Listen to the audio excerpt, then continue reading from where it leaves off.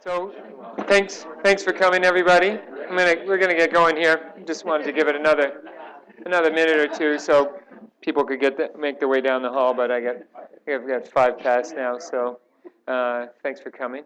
Last session of the day before we can get to cocktails. Round tables first. Round tables on the terrace. While they're setting up for cocktails on the terrace, I was curious to see how that works out. You'll get your cocktail, don't worry. And Adam just told me not to get between him and a bar and an open bar, so which I'm afraid that's where I find myself now, a little too close for comfort. I'm Ed Coburn. I'm partner and chief content officer at the Mequoda Group. We do multi-platform publishing strategy and business process consulting, basically. And today we're going to talk about email list building, which is something we do with a lot of our clients. I want to encourage anybody at any time to ask questions. Call this list building for fun and profit. It actually can be fun, but it's more for the profit part. And these are audience tactics audience development tactics that we use ourselves to promote our business. But Mequoda Group works with, at any given time, we have about 25 clients, 26 clients, something like that. We work with them. We have sort of a methodology that we apply. It's very email centric, and I always am a little bit taken aback when people say things like email is dead, and because it's not dead, it's just done really poorly most of the time, and but that all starts with building an email list. So a little bit about myself. I was before I was at Mequoda, I was a publisher. I was the publisher at Harvard Health Publications, consumer health publishing. For a dozen years. I started a company before that called Curated Information, which was a B2B publisher, and I was at another company called Cutter Information. I'm a past president of SIPA, and now a director again, which is kind of fun. Because we often get asked, we always put this on a slide early in the presentation. Mequoda is an acronym. It's Media Quote stood for Media Quote Daily, which was the our daily email newsletter used to be called Media Quote Daily, and then it got shortened to just Mequoda Daily. I guess that wasn't really shortened.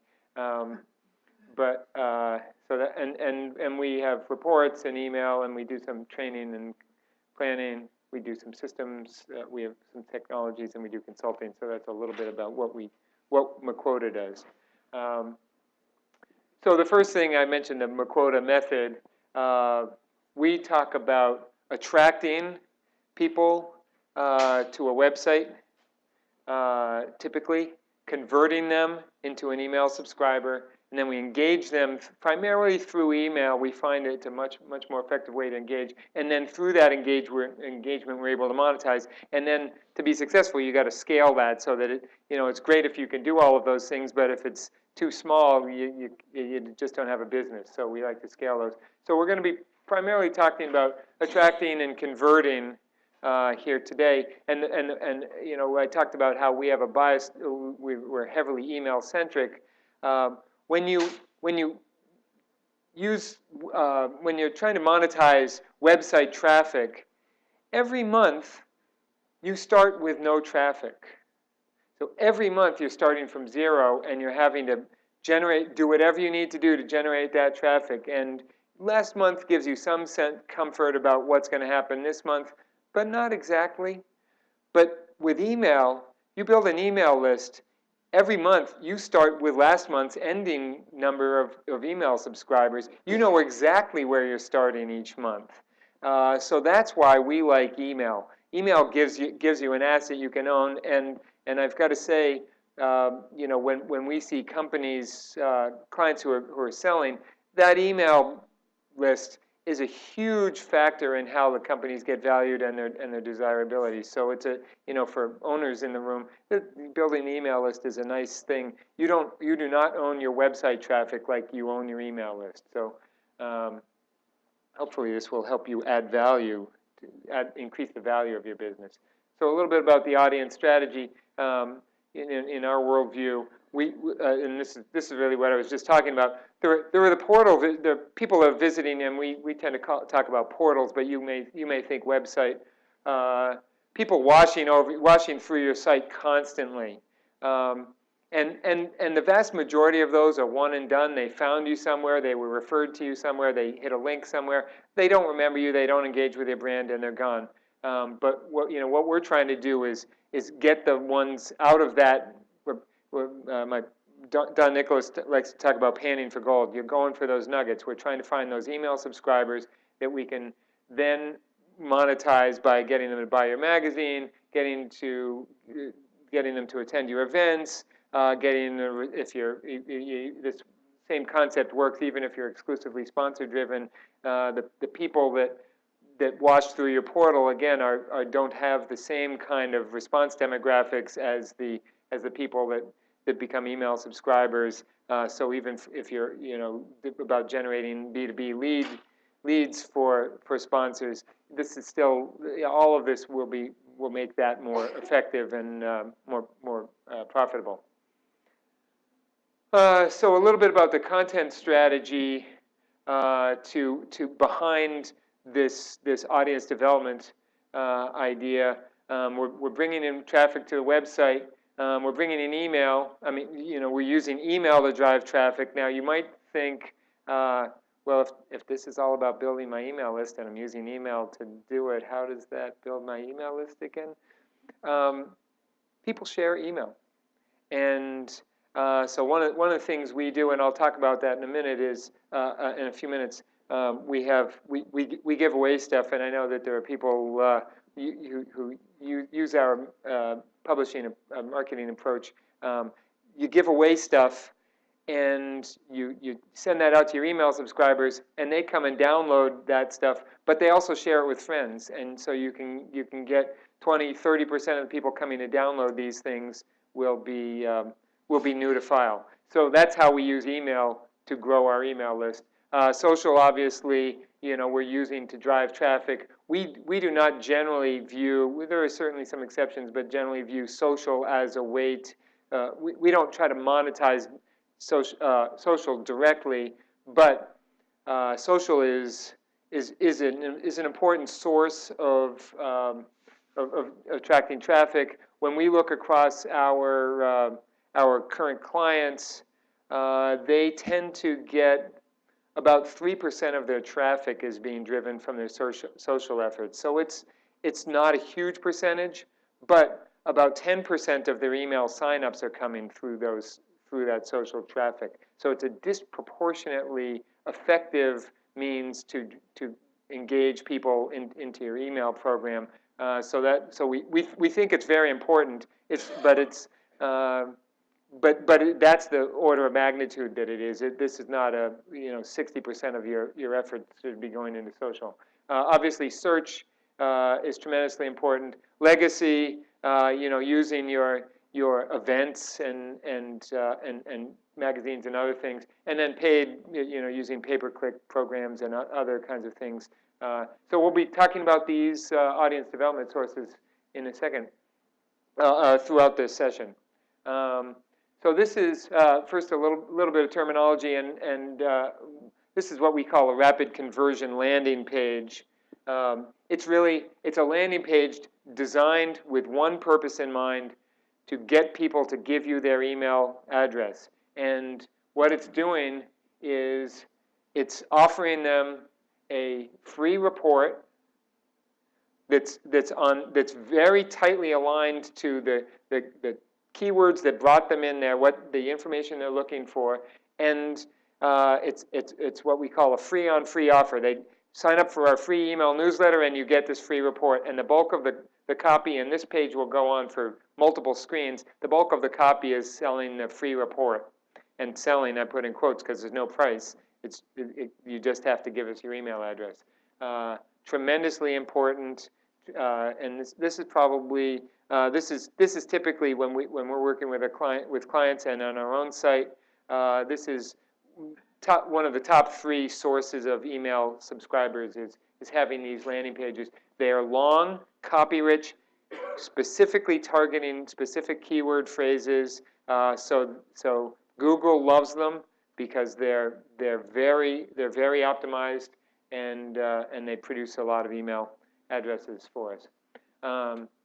We have page access challenge is another way to capture email addresses. And I'll again, at any point, stop and ask me questions. But otherwise, I'm going to go through some of these a little quickly. You can get this information free, but to read it, you either need to put in your email address to be able to see it, or you may be able to click away. Some publishers, you have to actually put in your email address to see certain portions. Some will give you the option of clicking away. But that's a great. This is a great way to get email signups. This and floaters. Here's an example from some folks sitting in the room here today. Email capture as part of the navigation links. You see the site navigation says free e-letters, and you pull down and they offer a menu of free email newsletters. And this is from a publisher, in the room. Their business is selling subscription newsletters. So you've got a menu of free stuff that corresponds to paid stuff that ultimately is the goal of the program. And if I'm getting anything wrong, Adam, or feel free to correct me. But and then interrupter text ads are a tremendously productive resource, as opposed to putting a display ad on web pages. Text interrupter ads will almost always outperform. So you can see the text here. The more aligned it is to the page, the better. So if I'm reading about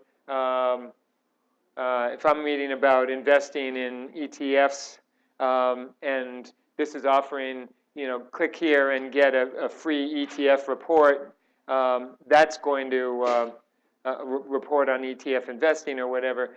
That's going to produce the greatest results.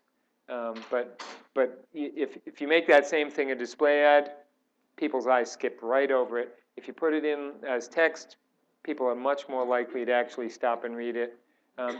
We do always set it off in some way, but still, you're in text reading mode, and people stop and click on that. So, yeah. On that interrupter, in the course of that email, is it an email or web page? This is a web page. How many interrupter ads will be in that, and does the first one always get the highest response, or do you see others further down also get more response? It varies about what gets the highest response. You always have more than one. No, it depends on the length. You'll tend to see them every 300 to 500 words. We will put them in. So if you've got a 1,500 word piece, you may see there may be 4 of them that you'll see, and because we will put one at the bottom also at the end. If it's a 300 word article, we're putting one at the bottom. If it's 800, there might be 1 or maybe 2 in the middle. So you don't want to overwhelm them. And also how early do you start? The point is they've got to get enough momentum into the story. So we don't put one in after the first paragraph or the second paragraph. You usually see it several paragraphs down. And they're all the same? No, very often they're very different. So they may be different copy, and they may be even offering different things. But you want the alignment. Again, alignment is important. So you still want to align things as much as possible. But you could have a free downloadable report. You could be selling have a paid book that you sell and a paid magazine subscription or whatever. So you could offer different products in those text interrupter ads. And just keeping them aligned. And then, you test that, and you test positions, what works best for which kinds of products. But, very often you do see the last one or is working the best, which gives you some idea of the value of getting them engaged in the copy before you're trying to take them away. When you say aligned, you mean alignment between the subject matter of the ad and the article? Yeah, thanks. Let's see, so free download index page. So this is something where if you've got free reports, create a page where you put all of the free reports. It's like a free report store, and give people the ability to get all of them. The bonus down here, people in your industry, if you've got a bunch of free resources that are available, you'll get bloggers linking to this page. You'll get internal corporate intranets linking to this page. You want to get the basics on whatever, click here. This is a huge link magnet. So you get double bonus out of doing this. But so you will get people here that will come and download multiple reports in many cases. So and then how to order them. In this case, they've got a lot of free reports. How to order them? We tend to talk about when we start off doing something, we love all our children equally. But as we go on and we get more experience, we start to see that we love some children more than others, and they love us back more than others. So you start seeing that, and I'll give you an example, a working example of this from Mequoda. We used to have 23 free downloadable reports, and we looked at them, and we kept tracking the data, and we'd adjust them and position them in different ways to see, make sure this data was solid. We now have 4 reports that we use because we looked at the others, and they weren't producing business for us. We looked at who downloaded these 4, and we tracked them, and these 4 produced clients for us, and the others didn't. And so, and one was a clear runaway winner, and the other 3, actually one, we never had a client that came to us or someone that attended our events that hadn't downloaded one of these titles. So that's the big winner. That's the child we love the most. The other 3 we like a lot, and the other ones had to find another job. So we will also have a free download index widget where in the side rail it will pull up a handful of free reports at any given time. So you might have a dozen or 2 dozen free reports. Oops, what did I do? And you can set parameters in your ad server so that it's pulling up the reports that are most relevant to the section of your website or to the topic of the page or whatever. So you can make that be an automatic thing.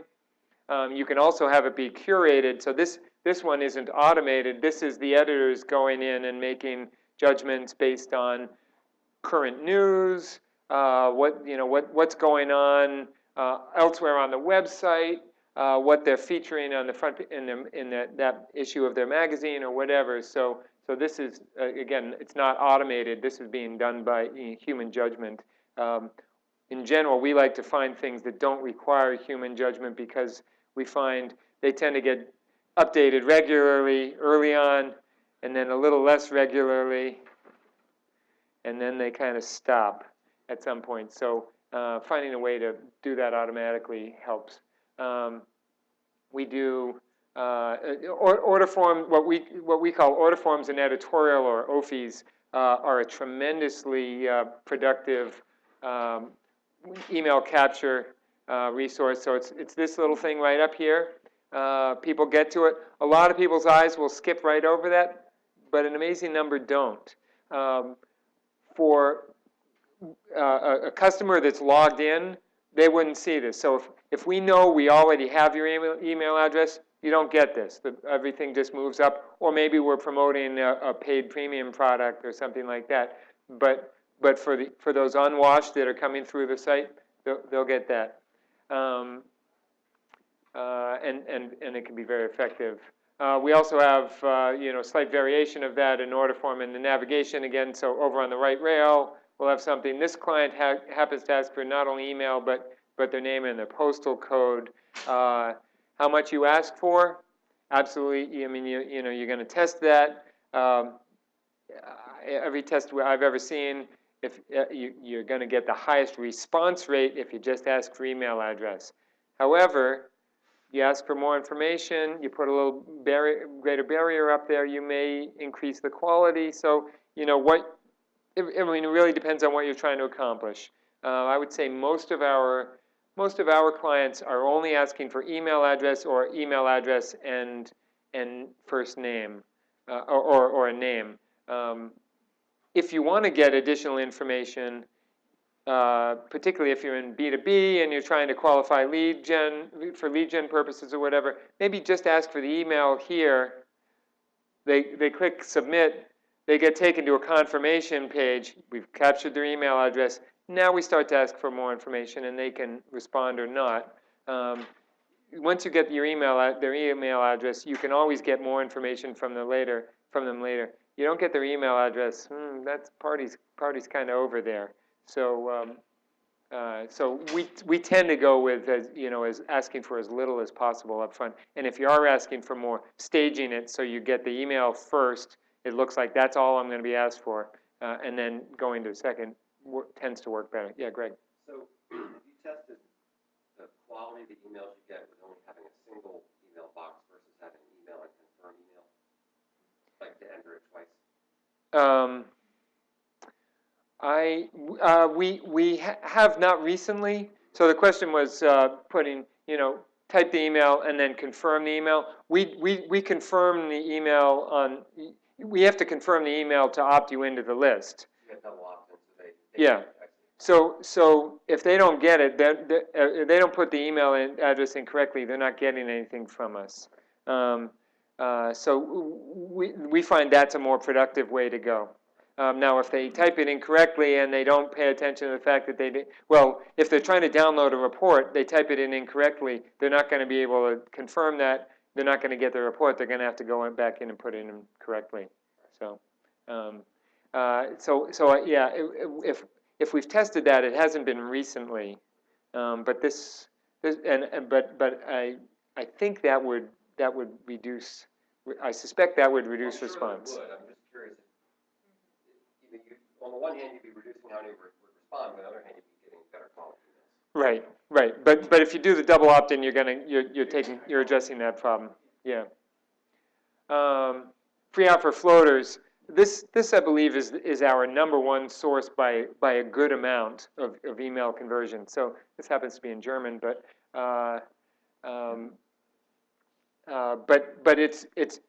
it's not a pop-up. It's an interstitial layer, so it's actually part of the page, and you can't make it go away as far as I know. Although I heard a rumor just recently that there may be something that can block these, and we tend to gray out the page. You can close it, but we're really trying to encourage you to give us your email address. We're contemplating having these not appear once you're an identified user, you don't get this, and you click away. You click it once, you don't get it on every page. We're contemplating not having it appear on the first page of the website, but the second. That's potentially in response to some things that Google is doing. We don't know that for certain. So, but that's just wanted to mention that as. In fairness, that's something that we are looking at. But in general, you get this when you land currently on our site and clients that we work with. You're getting this on the first page, and this pulls more email addresses than anything else you'll do on the site. And you can see their benefits. This is a little more copy heavy than we typically see. Although that's maybe in part because German words. What we can say in 5 letters, Germans take 15 or 20 letters to say, so that may be affected. Did you have a question? Yeah, sorry. Are you guys using just your ad server as or do you have I know with WordPress there's like so many pop-over plugins that you can use. Yep. Your pop-overs. But I'm just wondering because unfortunately we're not on WordPress, and so our CMS is a little bit behind the times with these pop-overs like boxes. Yep. this is, I'm sorry,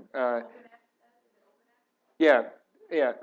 Well, it's a variant of OpenX that we're using to I serve believe this. we're still using OpenX for those. Okay. Nobody, you don't have an actual embedded like form where actually someone can put their email address in there. Right. And That's the downside of using it's yeah, and it's zoned. So that's why, I mean, there are, you know, wherever you are, you're getting something that's as aligned as we can make it. So yeah, good question. Online buyers, of course, you know, if you're selling something, you know, give them the opportunity to opt in to your email.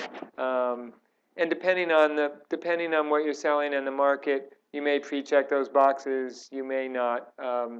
If you know, with Castle, the current state of Canadian law, you're not pre-checking those boxes. And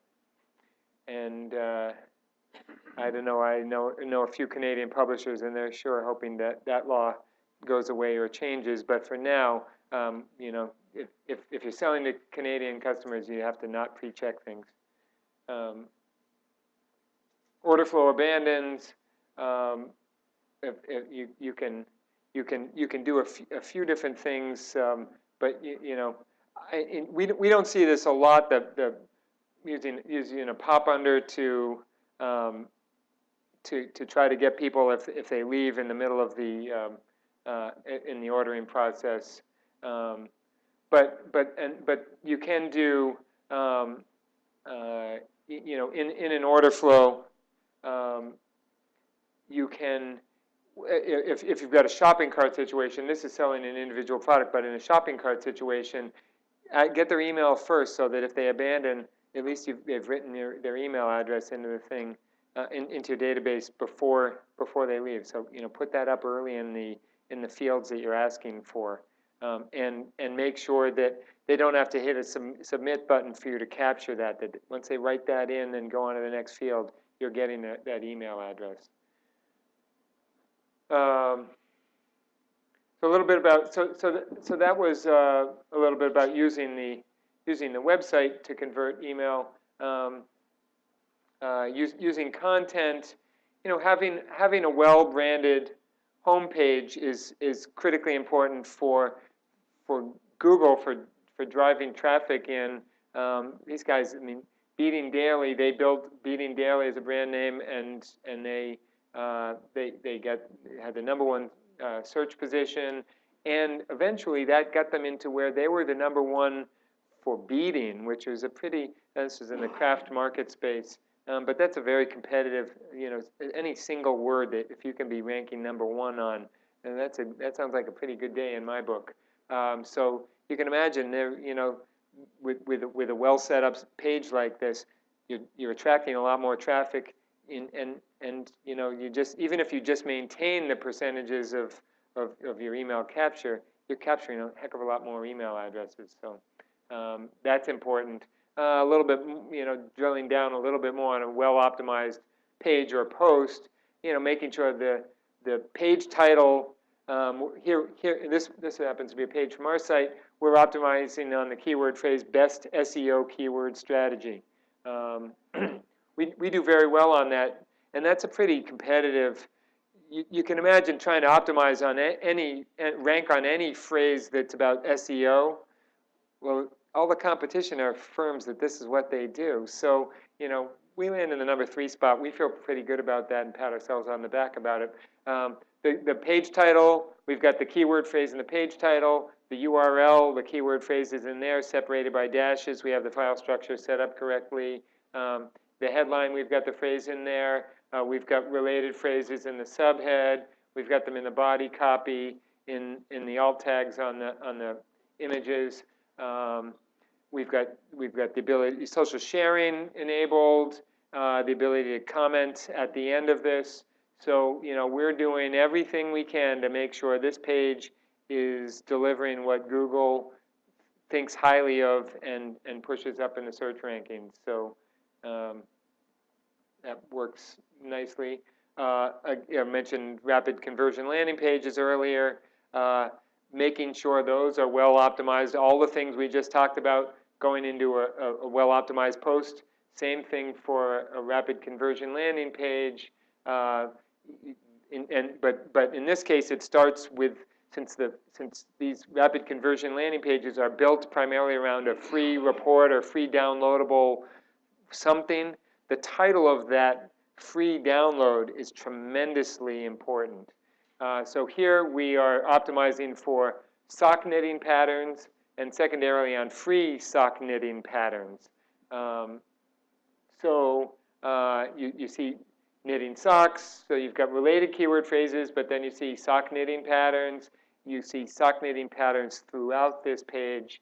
And then also related phrases. So we're not just targeting sock knitting patterns, but again, free sock knitting patterns. There are 20 other phrases, related phrases that we're using. Those are signals to Google that we're using terms that Google thinks are related to sock knitting patterns, and so it enhances the credibility and authority from Google's perspective, and tends to sort up higher. So have an author page. If you go and look at a blog or a portal, you will very often see that a lot of the search, the significant percentage of the search volume, and it may be, maybe single digits, but that's pretty significant. 1%, 2% are coming in on looking for the author. So they may have seen the author speak at a conference, and that's all they know. Or they may have said, "Oh, you should read, so-and-so's stuff," and they go in and they Google on the author's name. So having that page be optimized for that person's name, and then at the end of it, if you can read here, there's an article index. So the most recent articles, typically in reverse chronological order. So this is Raymond Horowitz. These are the most recent articles that Raymond Horowitz has contributed to the portal, and you drive a lot of traffic that way as well. And also inbound links, because typically whoever's writing your articles has some kind of following, has some kind of presence, and people will link back to the author page as sort of being a bio page. So it's a great way to draw some inbound links. A well-built topic page is very important. So your website may have you may divide it for our website. We now have 4 topics that we fit everything into, and actually we have a 5th catch-all topic. But so everything on Mequoda Daily gets categorized into one of these 4 buckets, and the page has a little bit of text at the top, keyword-rich text at the top, and then links to all of these pages. Might be the 10 most recent articles that you've published in that category. This kind of a page makes you very attractive to Google, because it makes Google look like a hero. If you're going and putting in a question, you're looking for something on Google, Google's trying to find whatever, they're trying to serve up to you what they think will be the best answer for you. And if instead of serving up one article, they can come and find a topic page that has some text on its own that might potentially answer your question, and then little blurbs and links to 10 more articles on this, they think, well, maybe the first one isn't going to get you, but one of these 10 is going to get you, and is going to answer your question.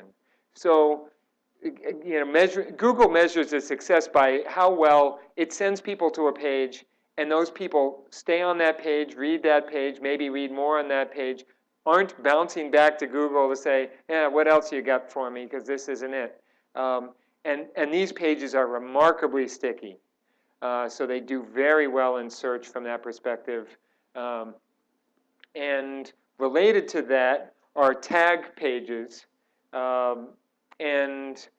These we tend to use auto taggers. You can manually tag, although that can be a heck of a lot of work. We will, for a typical client, we're chasing 3, 4, 5,000 up to 10 or 12 or 15,000 keyword phrases. So good luck auto tag, manually tagging. So we take that list of 8,000 keyword phrases. We put it in, load it into the auto tagger. It goes through all the text and it just looks for any of those phrases in the text on the website. It automatically generates the tag, and each of those 8,000 tags it automatically generates a tag page for. Now what you see up here in the top is a little bit of text that's sort of a definition of the tag. We're not coming up with 8,000 definitions.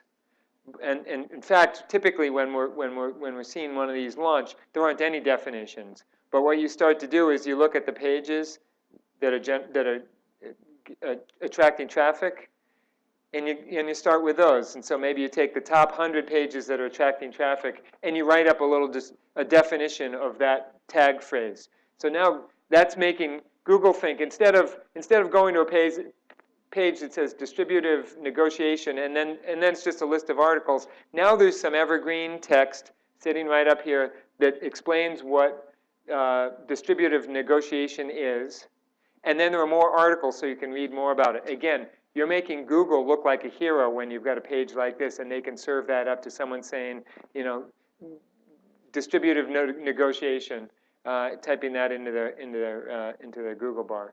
So very effective. And these things become automated, except you've got to manually generate that text. But again, you're triaging it. We're not loving all 8,000 children the same. We're picking the ones that actually produce traffic, and we're picking those off. And then as we see others sort up higher, we'll write up some more definitions. So a little bit I mentioned about using email to drive traffic and email captures. We use, here's a typical daily email that one of our clients sends out. We're conscious of the preview pane. So, in this case, there's a little bit of text up at the top. This is not mobile optimized email. I got to say, we're in the process of going, our email templates are going to a single column to be mobile friendly, which is making it challenging. In this case, we talk about the main sponsor. Again, this is about memory. We've got a report here being offered about Alzheimer's disease. So it's all aligned. People's interest in memory tends to be about, do I have Alzheimer's? I don't want to get Alzheimer's. That sort of thing. So there's alignment there. We will do product reviews in the daily email, where we will, instead of just just being generally informational, we will talk about, we will review one of our own products and drive people back to the site. So we drive sales so we can monetize that directly. But again, it creates great alignment, so we can, great interest. We're selling something, but if we also offer a free report, we will, in this email, we will drive people back to either generate a sale or at least generate a new email address that's interested in the same topic. And weekly email, and we use this increasingly, and particularly for anybody that's pursuing a sponsorship or advertising model in their email. You do lots of little snippets of articles. It pushes people to link back to your site more frequently. You up your page views. You also can help improve your sender score, your email sender score, because you increase the email service provider's perception of engagement with your email, because more people are more clicking on your link. If we put the full text of these, you're seeing 3 articles here, if we put the full text in that email, I don't have to click on any link to read those. If you tease me with enough information and I want to read the rest of it, now I got to click a link. The email service providers see that your email recipient is clicking the link. Okay, that's good. That's what people want. your sender scores will go up, and you'll get improved deliverability as a result. So that's a nice benefit of that approach to email. Obviously a straight sales letter. I'm not sure why I included that slide. It seems kind of obvious as I look at it now. But this one, I absolutely know why I mentioned this, why I included this, and this is what I mentioned earlier. This is what we generically refer to these as circulation builders, and it's an email that's promoting one of the free downloads. And again, it's that issue of when we send this out to our email list, 15, 20, 30% of the downloads for this free report are people whose email addresses are new to file. So it's getting shared out there. And so it's a great way to grow your subscriber list. Yeah, could you go back? So where's is there a share with friends, or what's the message that you're telling people? There is information down below, but we're not, frankly, we don't do anything differently in this than we do in our other emails. It's just, this one, tell your friends and colleagues. Yeah, but we don't even do that regularly. I mean, not across all of the emails that we work with.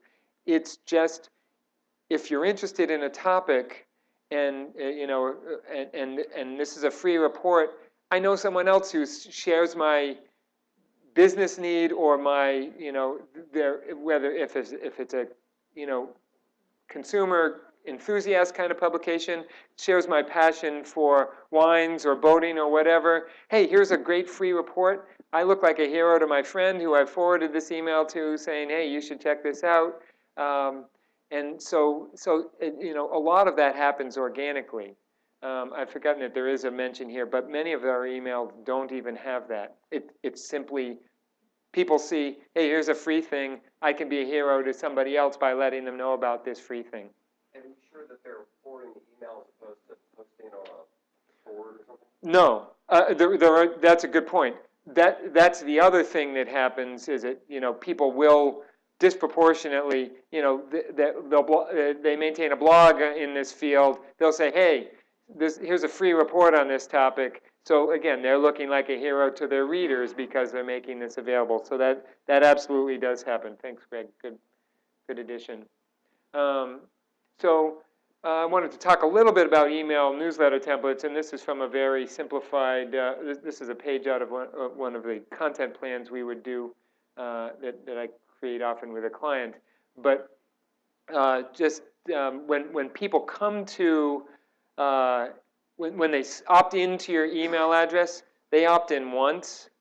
But typically, we are immediately, effectively opting them into multiple segments, multiple email segments. So we tell them they're signing up for, I'll put it in my company's case, Mequoda Daily. You're getting Mequoda Daily. So we're setting the expectation. You're going to be getting an email from us daily. But what they're actually getting is a Monday through Friday daily. They get a weekly summary on Sunday. And then these spotlights are what we call spotlights are more promotional oriented. We've got something that's selling one of our products. We've got that circulation builder email that they're getting on Friday, and then we may take sponsored. And this wasn't actually created for Mequoda. We don't actually take sponsored, but if you were taking sponsored emails, you'd be sending those out as well. And each of them has a slightly different nameplate. So Mequoda Daily, Mequoda Weekly, Mequoda might be Mequoda Spotlight, Mequoda Freebies, and we would typically refer to this as Mequoda Extra if that's what we were doing. So so what that does is if people get an email from you and they decide, I'm getting too much email from Mequoda, I want to opt out, they hit unsubscribe. They're now taken to an email preferences page where if they really don't want to get anything from us, they've got to uncheck 5 boxes. If what they just don't want to get is any more of these sponsored promotions, or I don't want to get the daily, it's too frequently, I'm going to keep the weekly, they will come in, they'll say, oh, I'm getting too many of these dailies. They click on the link.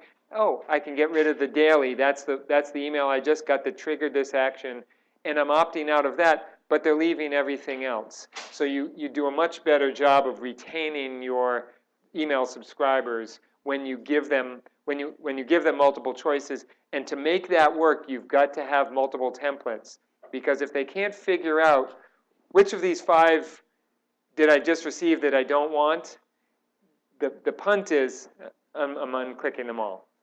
So you want to make it absolutely unambiguous what they've received, and they opt in once, they have to opt out 5 times. 5 minutes, thanks. I think we're just about done here. Social referrals, 10 ways to get other sites to link to you. This kind of goes without saying. We're tweeting every time we post something.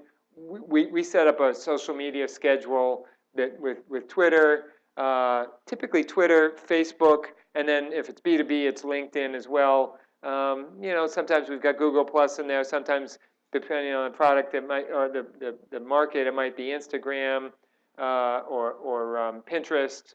And as I mentioned earlier, the social media traffic that comes in tends to convert at a much higher rate than people coming in from search to become email. So Pinterest, Facebook, Google+, LinkedIn, YouTube. I got to say, I was ambivalent about including this. Some people do use YouTube. We don't know a lot of people that have a lot of luck with moving traffic back from YouTube. They can sell product and they can do things, but we're not finding that to be a highly effective source. I wish you luck if that's something you're pursuing. Press release sites are certainly important. You need to be, there are all kinds of things. We have a post about selecting press release sites that we just published recently. You need to be careful about, if you post that release on your site, you want to get the canonical tagging correctly to make sure, assuming you're optimizing your press release, you want to get credit, the Google credit for that. Portals, contributing content to other sites, either on a paid basis or not. So here, Men's Health had a regular column on Yahoo Health, drove a lot of traffic back to their site. Bloggers, same kind of thing. It can be mentions. In this case, it was they produced something that the blogger, I'm forgetting the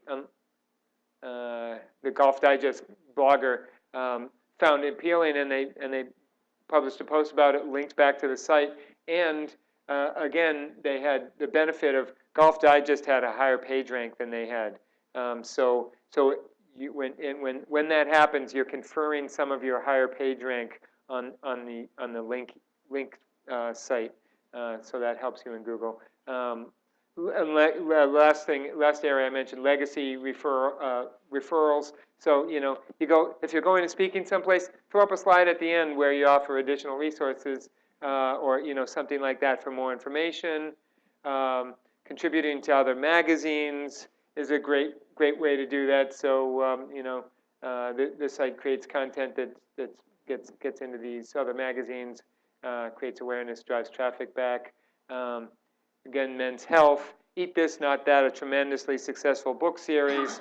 Little margin notes in it, and they've got the URL there, and they're driving traffic back to the site. Newsletter contribution, again, this is represented in the room here, but content that was created in one newsletter being excerpted or running in another publication reaching a similar audience. And I think, Adam, you set that deal up, if I remember correctly. No? Yeah. And then TV is another way. America's Test Kitchen drives an enormous amount of traffic.